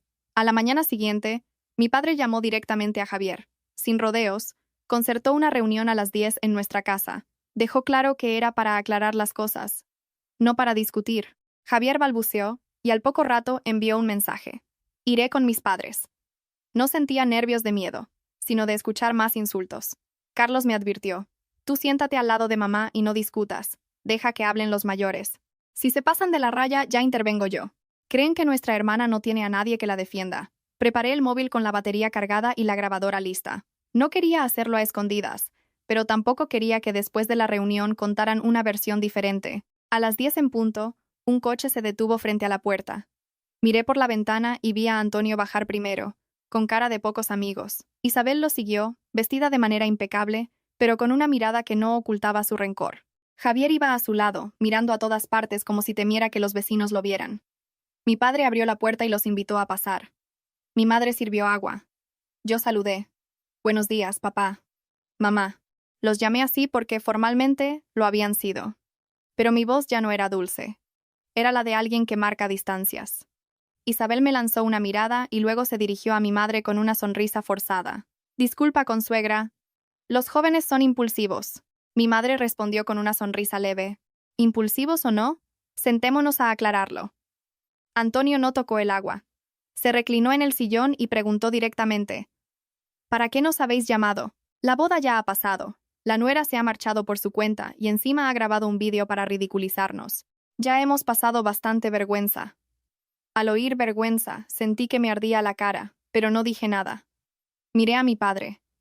Él dejó su taza y dijo lentamente, «Dice usted que han pasado vergüenza. ¿Podría decirme cuál es esa vergüenza? ¿Que mi hija devolviera las joyas y se marchara tras ser presionada para entregarlas de madrugada? ¿O la vergüenza es que su familia no actuara correctamente?» Isabel intervino al instante, alzando la voz. Nadie la presionó. Solo le dije de guardárselas. Es una rebelde, se lo imaginó todo y montó un escándalo. Mi padre asintió levemente y continuó. Si solo era guardarlas, ¿por qué dijo usted que las joyas que entran en esta casa son de esta casa? Isabel se quedó sin palabras un momento y luego se defendió. Lo dije para enseñarle las normas. Una nuera tiene que saber cuál es su sitio. Mi madre puso la mano sobre la mesa, con voz suave pero firme. Las normas no se enseñan exigiendo el oro a las 4 de la mañana. Cualquiera que oiga eso entiende lo que significa. Antonio soltó una risa despectiva. En mi casa, levantarse a las 4 es normal. ¿Una nuera que duerme como si estuviera en un hotel?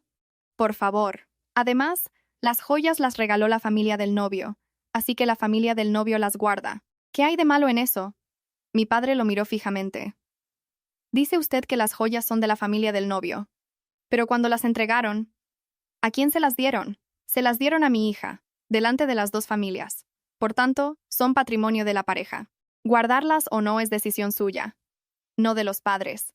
Javier, que había estado en silencio, tosió al oír a mi padre mencionar la decisión de la pareja, como si quisiera hablar, pero miró a su madre y volvió a callar. Isabel se cruzó de brazos, con aire moralista. Usted no entiende lo que es ser nuera. Una hija se casa y sigue a su marido, a la familia de su marido. La casa tiene unas reglas. Ella se rebeló desde el primer día. Mi madre respondió de inmediato, sin alzar la voz. Mi hija se ha casado para ser una esposa, no una sirvienta. Las reglas se basan en el respeto mutuo. Si usted quiere que la respeten, tiene que respetar a los demás. Isabel se rió con desdén. ¿Respeto? ¿Usted llama respeto a grabar ese vídeo? Lo hizo para humillarme. Fue entonces cuando hablé. No dije mucho, solo lo esencial. Mamá, grabé el vídeo porque tenía miedo de que me acusaran falsamente. Devolví las joyas. No me quedé con nada.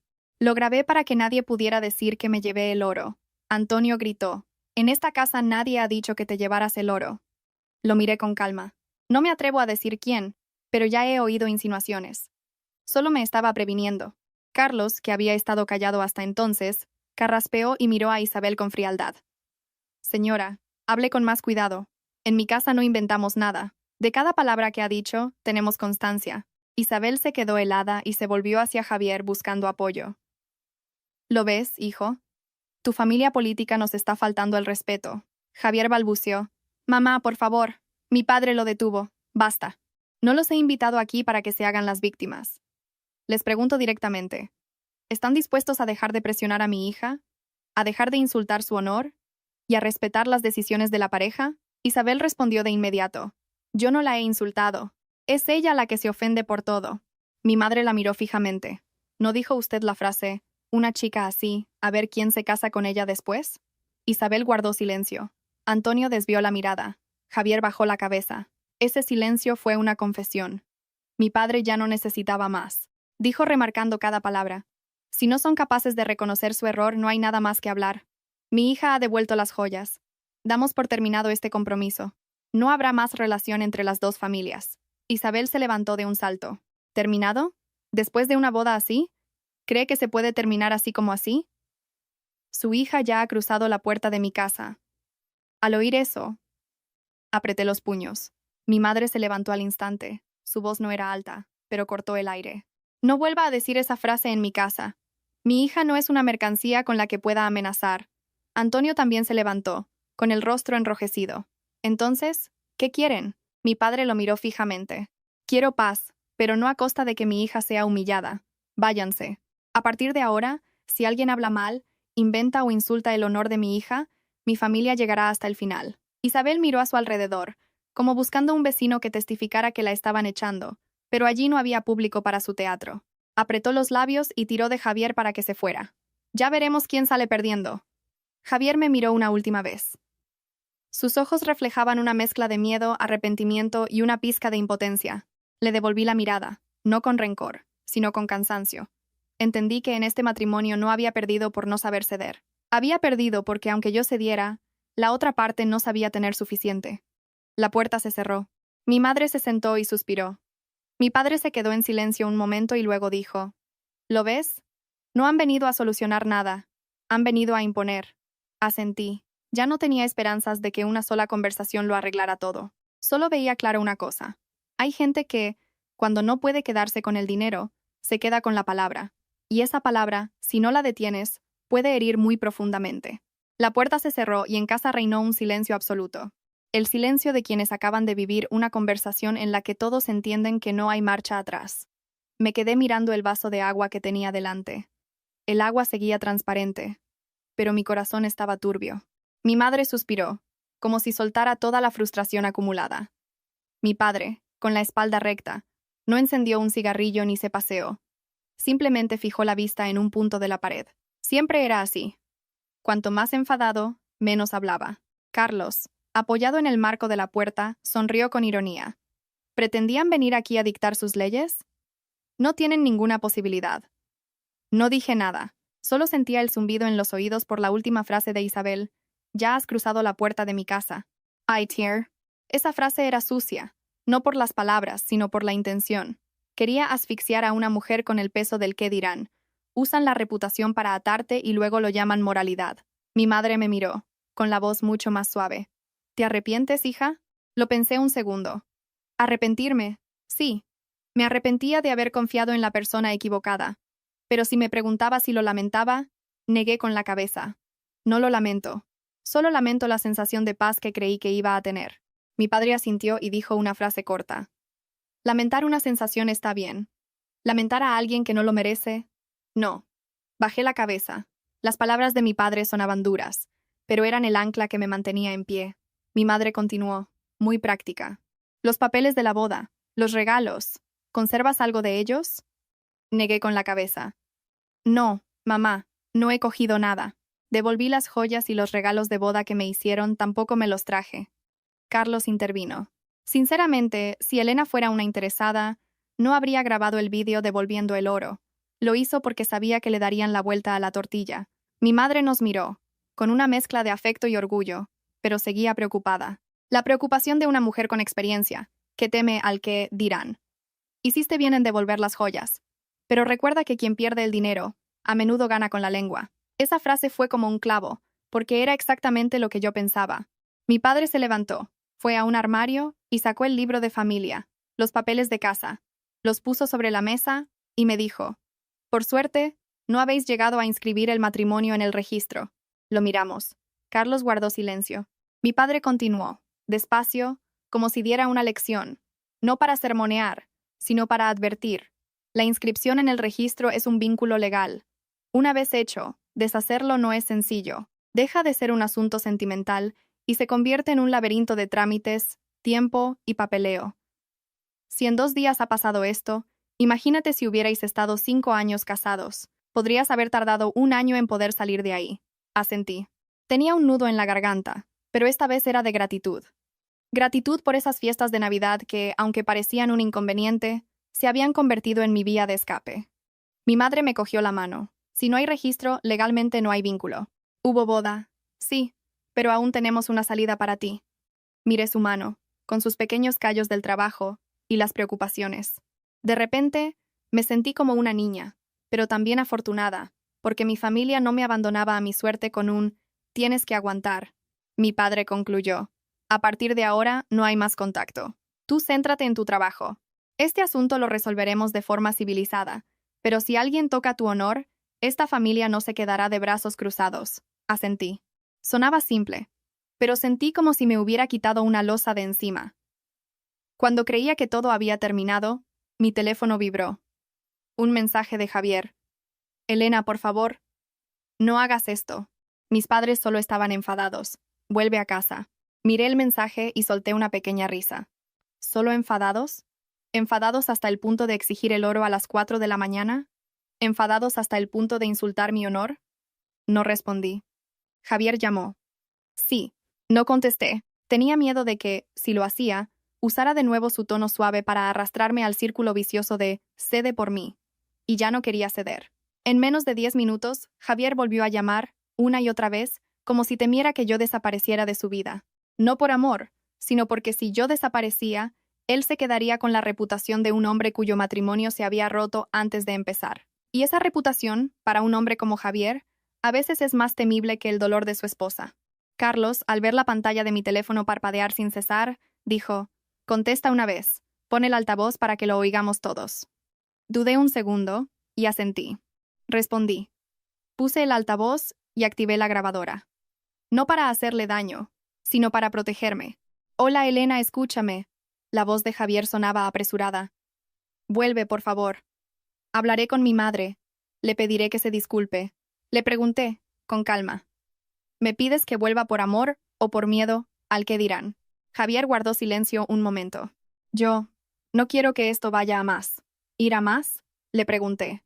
Ya has visto el vídeo, mis padres han echado a los tuyos. Si la gente se entera, al oír si la gente se entera, lo entendí todo. Le temía a la gente. No temía que me hubieran insultado. Mi madre, sentada a mi lado, lo escuchó todo. Sus ojos se enrojecieron, pero no lloró. Mi padre frunció el ceño. Hablé directamente. Javier, devolví las joyas para no tener mala reputación. Que vuelva o no, depende de si estás de mi lado. ¿Has estado de mi lado en algún momento hoy? Javier balbuceó. Yo estoy atrapado en medio. Solté una risa suave. Atrapado en medio significa que yo tengo que aguantar. Y ya no aguanto más. La voz de Javier se alzó. Si haces esto, me dejas en ridículo. Mi padre, al oír eso, levantó la vista al techo y dijo, con una voz lo suficientemente fría para que Javier la oyera por el altavoz: el ridículo lo hace quien comete un error, no quien hace lo correcto. Javier se quedó mudo. Carlos intervino, con voz firme. Javier, no llames más. Si tienes algo que decir, que sea a través de los mayores. Si vuelves a molestarla, no te lo repetiré. Javier tartamudeó. Carlos, yo solo. Colgué. No alargué más la conversación. Me quedé sentada, sintiendo algo extraño, una mezcla de ligereza y dolor. Ligereza por haberme librado de esa presión, dolor por darme cuenta de que la persona en la que confiaba para que me protegiera, en realidad, solo sabía proteger su propia imagen. Mi madre me puso la mano en el hombro y susurró: ¿lo ves? Un hombre que quiere a su mujer teme que su mujer sufra, no que la gente se ría de él. Asentí. No lloré. Solo sentí que había madurado un poco, de una manera que nadie desearía. Por la noche, abrí mi agenda de trabajo y marqué el día siguiente como un día normal. Me dije a mí misma que mi vida tenía que volver a su cauce. En cuanto a la familia de mi marido, si ellos paraban, yo también lo haría. Pero si no lo hacían, les demostraría que una asesora jurídica no solo sabe aguantar, también sabe llegar hasta el final cuando su honor es pisoteado. Y como dijo mi madre, solo hizo falta una noche para que el qué dirán empezara a moverse. Aún no había ninguna publicación, pero podía olerlo. El olor de una batalla que no necesita espadas, solo palabras. Me levanté y abrí la ventana. El viento entró, fresco. Miré hacia afuera y me dije una frase muy mundana. Quien siembra vientos, recoge tempestades. Y yo no iba a dejar que su tempestad me arrastrara. Había pasado toda la noche decidiendo si hacerlo público o no. Para ser sincera, no me gusta airear mi vida privada en Internet. Odio la sensación de que mi intimidad sea despiezada como el pescado en el mercado. Pero odio aún más que otros usen mi vida privada como carnaza para el que dirán. Mi madre me aconsejó, piénsalo bien, no actúes por rabia. Mi padre dijo, si lo haces, hazlo bien, sin añadir ni quitar nada. Carlos añadió, publica la verdad y cierra la puerta. No entres en discusiones. Escuché y seguí sus 3 consejos al pie de la letra. A primera hora de la mañana, antes de ir a trabajar, me senté en la mesa y redacté un texto breve. No me extendí ni me lamenté. Lo escribí como si preparara un informe. Claro, ordenado y con la información justa. Abrí mi perfil personal de Facebook y lo configuré para que solo pudieran verlo mis amigos y conocidos. Publiqué exactamente 3 puntos. Primero, confirmaba que había devuelto la totalidad de las joyas de la boda en el salón de la casa de mis suegros. Segundo, aclaraba que me había marchado de su casa por haber sido presionada para entregar dichas joyas de madrugada y por recibir un trato inaceptable. Tercero, exigía el cese de todas las mentiras y difamaciones sobre mi persona. Si continuaban, recurriría a la justicia. Añadí una pequeña nota. Muy educada. No deseo hacer de esto un escándalo, pero no aceptaré que se me difame. Y adjunté el vídeo. Lo publiqué en su versión original, sin cortes, sin música ni textos sensacionalistas. Solo pixelé algunos detalles del fondo para proteger su privacidad. El resto lo dejé intacto. La escena en la que colocaba la caja sobre la mesa, contaba las piezas de oro y decía, lo devuelvo todo, no me quedo con nada. Le di a publicar y dejé el móvil. El corazón me latía con fuerza, no de miedo, sino porque sabía que, una vez expuesta la verdad, ya no sería tan fácil manipular la historia, y quien estuviera mintiendo entraría en pánico. Tal como esperaba, en menos de 10 minutos, las notificaciones empezaron a llover. Alguien comentó, madre mía, así que fue eso. Otro me escribió por privado. Elena, lo siento. Escuché rumores y me equivoqué. Pero lo más revelador fue el silencio. Quienes antes habían participado en los rumores ahora callaban. Sofía me llamó, eufórica. ¿Ya lo has publicado? Bien hecho. ¿Sabes que algunas del grupo del barrio ya han borrado sus mensajes? ¿Quién? Pregunté. Me envió una captura de pantalla. La vecina que más había hablado había eliminado su comentario sobre que me había fugado con el oro. Pero eliminarlo no significaba que no lo hubiera dicho. La prueba de Sofía seguía ahí. Llegué a la oficina. Antes de encender el ordenador, el teléfono vibró. Era Javier. No contesté. Dejé que sonara. No quería volver a escuchar un «no hagas un escándalo». Tras la tercera llamada, llegó un mensaje. Elena, bórralo. Mi madre no lo soportará. Leí el mensaje. No respondí de inmediato. Activé la grabadora del móvil y le contesté con una sola frase. Solo he publicado la verdad. Quien no la soporte, que no hubiera mentido. Javier volvió a llamar. Esta vez contesté, con la grabadora activada. Mi voz era neutra. Diga, ¿estás loca? Gritó Javier. ¿Por qué has publicado eso? ¿En qué lugar dejas a mi familia? Le respondí. ¿En qué lugar dejas a mi familia o en qué lugar me dejaban a mí los rumores de que me había llevado el oro? Javier se quedó callado un segundo. A mi madre se le escapó sin querer. Solté una risa amarga. Si se le escapa sin querer pero se extiende por todas partes, ya no es un desliz, es una intención. Cambió de tono. Bórralo, por favor. Te prometo que hablaré con ella. Llevas prometiendo hablar con ella desde la madrugada del otro día, y el resultado han sido los rumores. ¿Con qué voy a creerte ahora? Javier se quedó sin palabras. Oí su respiración agitada y luego preguntó en voz baja. ¿Qué quieres? Respondí de forma concisa. Quiero que paren y que pidan perdón. ¿Pedir perdón?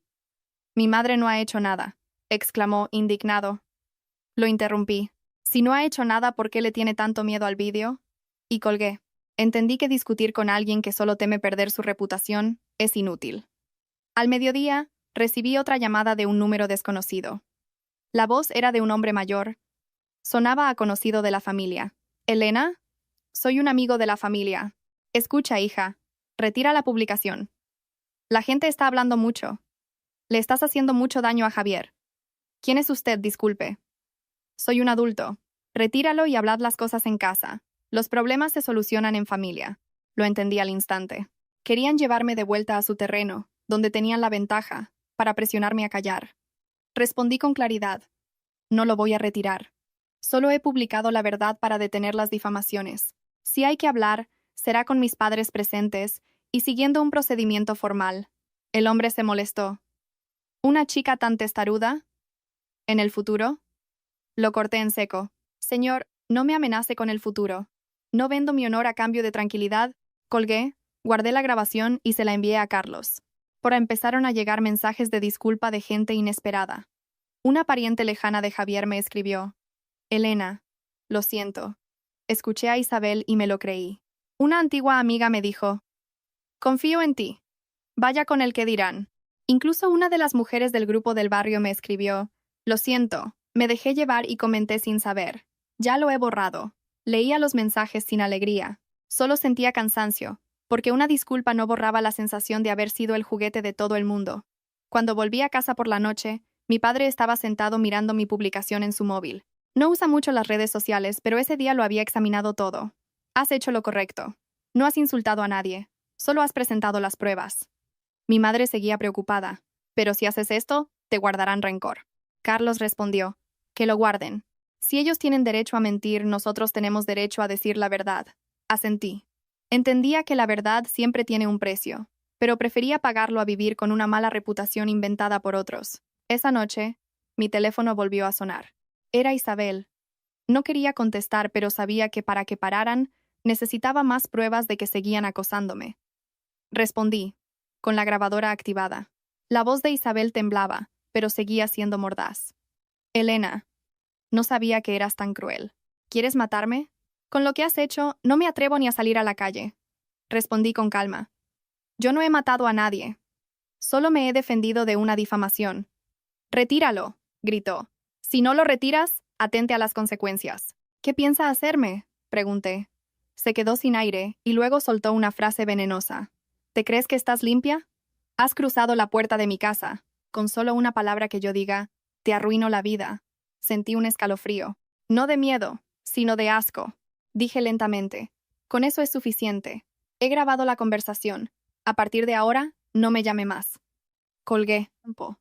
El corazón me latía con fuerza, pero mi mente estaba clara. Habían llegado al punto de amenazar mi honor, y cuando alguien amenaza es porque está perdiendo. Me giré hacia mis padres. Siguen. Creo que tengo que presentar una denuncia. Mi padre asintió, con la mirada afilada. Hazlo, pero hazlo bien. Miré por la ventana. La noche estaba en calma, pero dentro de mí, la batalla había pasado de los rumores a la ley, y sabía que el siguiente paso haría que ya no se atrevieran a tomarme a la ligera, porque en esta vida, a veces hay que aprender por las malas, y yo ya había aprendido suficiente. A la mañana siguiente pedí media jornada libre en el trabajo. Le dije a mi jefe de forma concisa, tengo un asunto familiar que necesito resolver por la vía legal. Él asintió sin hacer más preguntas. Hay cosas que se entienden sin necesidad de detalles. Carlos me acompañó. Durante el trayecto, apenas habló. Solo me dio un consejo. Allí, di la verdad. Nada más. Lo que tengas pruebas, lo presentas. Lo que no, te callas. Sonaba como el consejo de un abogado, pero era el de un hermano que quería proteger a su hermana de la manera correcta. Llevaba una pequeña carpeta con los documentos ordenados cronológicamente, como hacía con los contratos. El vídeo devolviendo las joyas, las capturas de pantalla de los chats y comentarios que me acusaban de llevarme el oro, las grabaciones de las llamadas amenazantes, una cronología detallada que había preparado yo misma, y una lista con los nombres y números de teléfono implicados. No sentía que estuviera exagerando, sentía que estaba haciendo lo necesario, porque si no te proteges a ti misma, nadie lo hará por ti. Llegamos a la comisaría. Respiré hondo. No era ajena a los conceptos legales, pero entrar allí como víctima de una difamación era diferente. Sentía una mezcla de humillación, rabia y tristeza. Tristeza por un matrimonio que se había enfriado antes de empezar. Carlos me puso una mano en el hombro. Tú actúa como si estuvieras presentando un expediente. No te pongas nerviosa. Asentí. El agente que me atendió me preguntó mi nombre, dirección y el motivo de la denuncia. Se lo expliqué de forma clara y coherente, sin llorar ni lamentarme. Solo describí los hechos.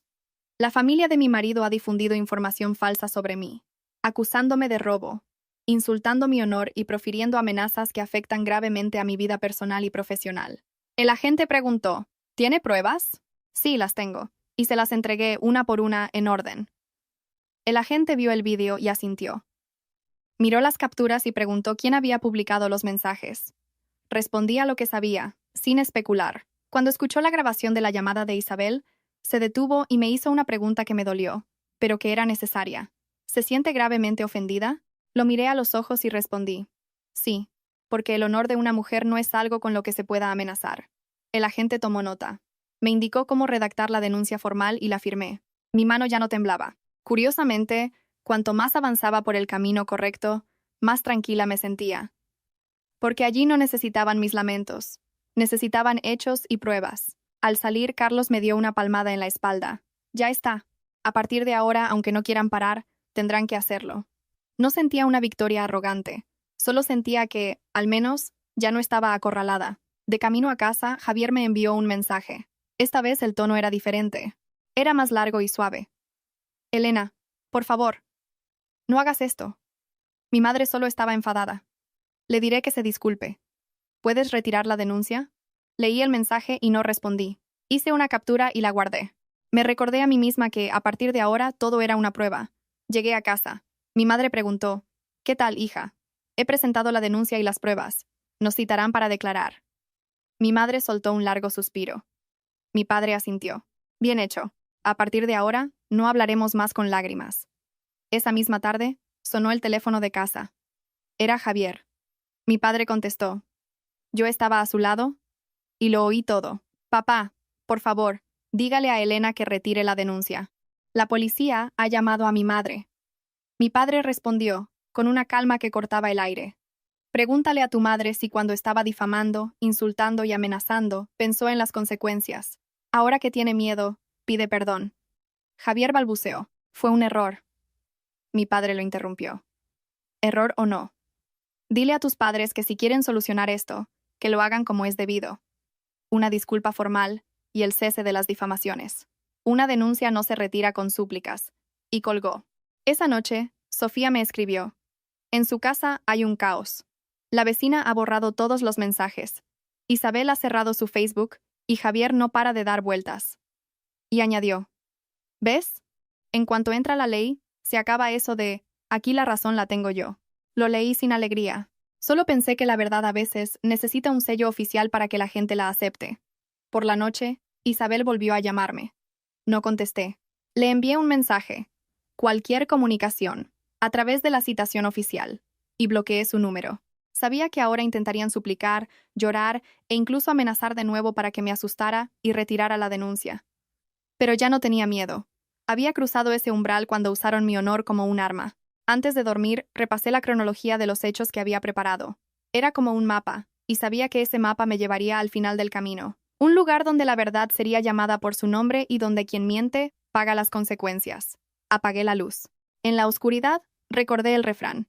Quien siembra vientos, recoge tempestades. Isabel había sembrado palabras. Ahora recogería las consecuencias.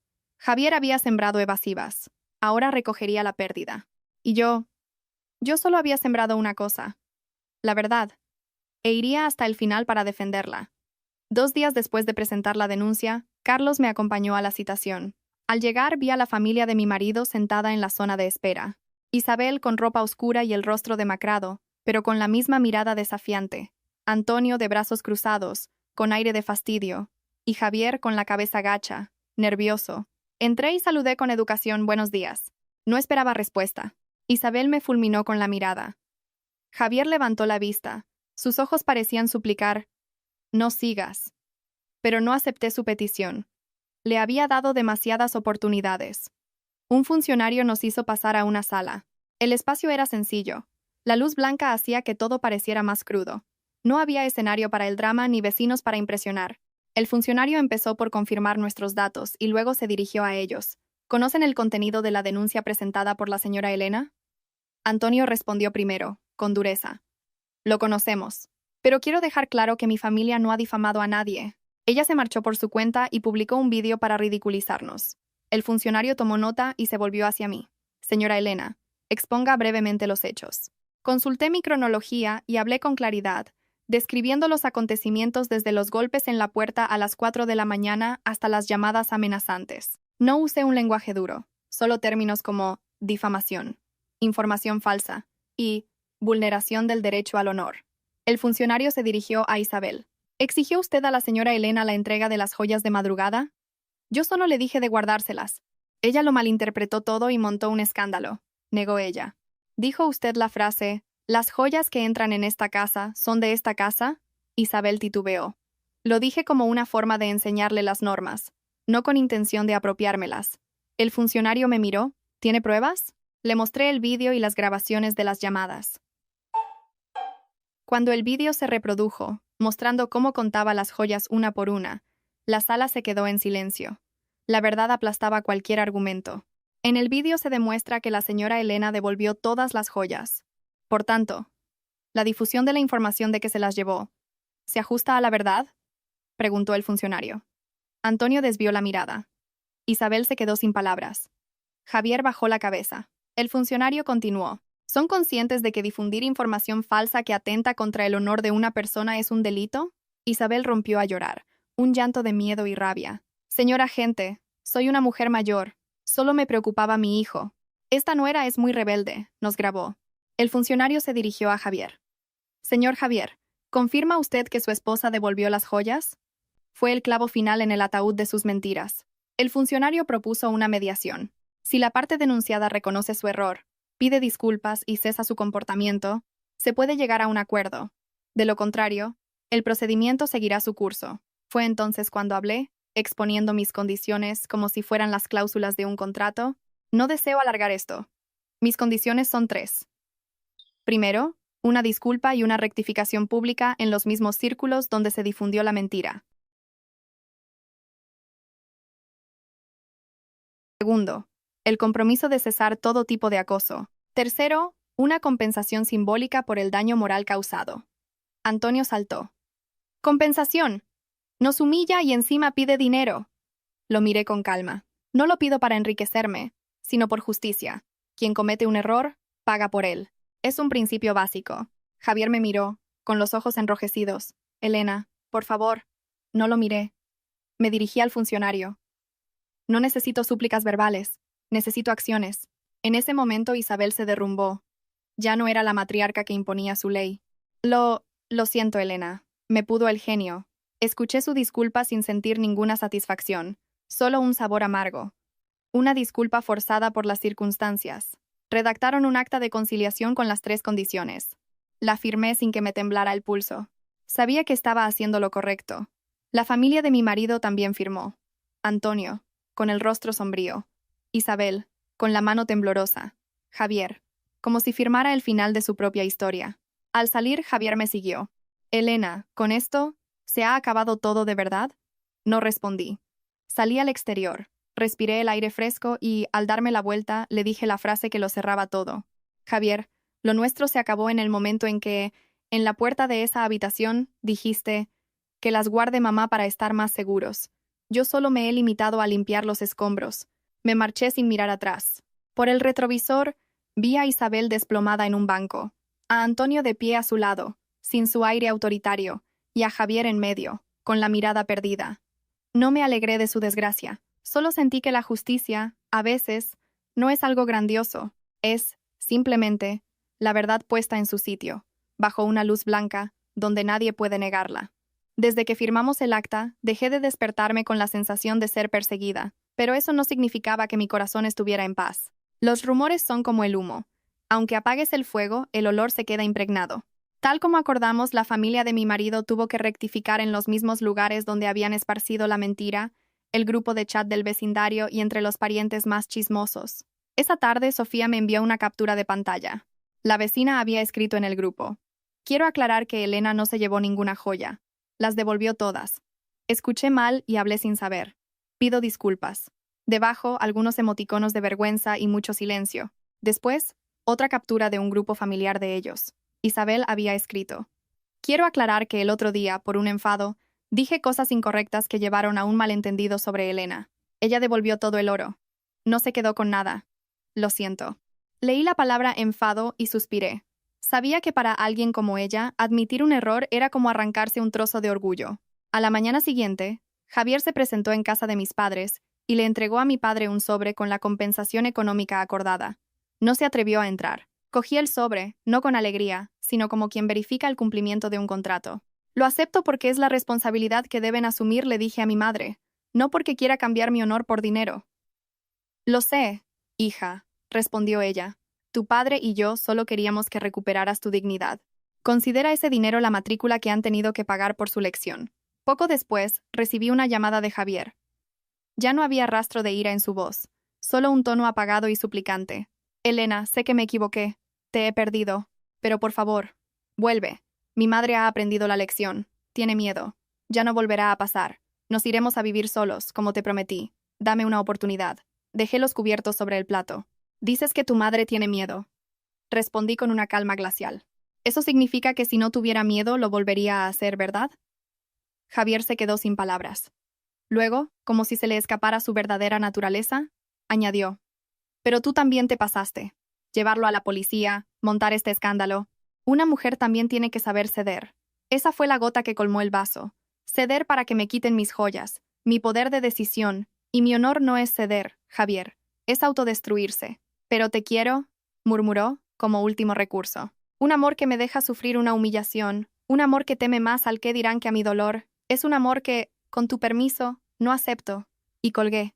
Me quedé sentada unos minutos. No lloré, solo sentí como si me hubieran limpiado una capa de polvo del alma. Esa llamada fue la confirmación final. Javier no había cambiado en esencia, solo había reaccionado por miedo.